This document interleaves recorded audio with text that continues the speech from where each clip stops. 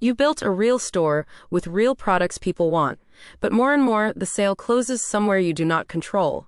Meta now puts a Buy Now button right inside the ad, and orders coming from AI assistants jumped around 15 times in a single year. The buyer never lands on your site. That feels like a win, an easier checkout, until you notice the platform kept the email, the data, and the relationship, and you are renting access to your own customer. In this video, I show you how to sell through these channels without giving away the one thing that makes a store valuable, the customer. First, see the trap clearly. When a buyer checks out inside Meta or inside an AI assistant, the order is real, but the customer record often is not yours. You may get a payout and a shipping address, and not the email, the consent, or the behavior you need to market again. So you paid the acquisition cost, the platform kept the asset, and the next time that buyer wants what you sell, the platform decides whether you even get shown. A sale with no customer data behind it is a one-time hit dressed up as growth. Second, capture the customer at the one moment you can. Even when checkout happens off your site, you usually control the packing slip, the product insert, and the post-purchase message the platform allows. Use them. A simple insert that offers a real reason to register the product or claim a bonus on your own site turns an anonymous platform order into a named, consented customer. The goal of that first off-site sale is not the margin on the order. It is converting a stranger the platform owns into a buyer you can reach directly and legally. Third, get the data flowing back to one place.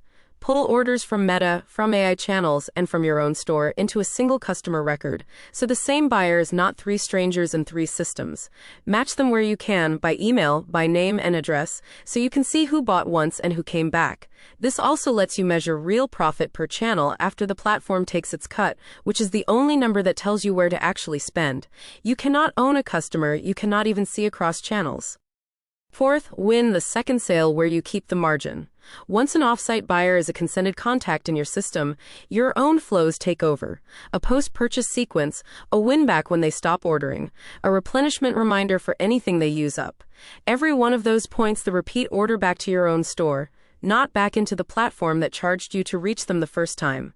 The first sale through Meta or an assistant can run at thin margin if the second and third sale come home to you. That is how you turn a rented channel into a feeder for a business you own.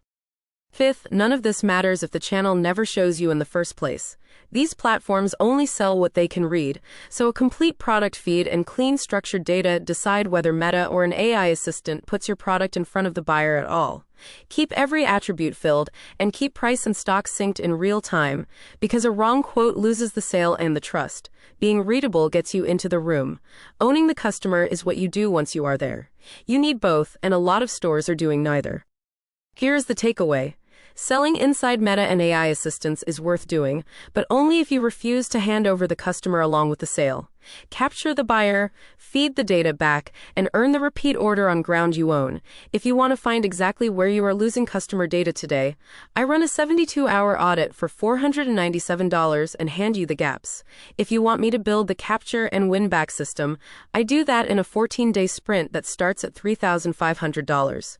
Comment the word owned if more of your sales now close off your site, and subscribe, because next week I take a real store and turn its off-site sales into owned customers, start to finish.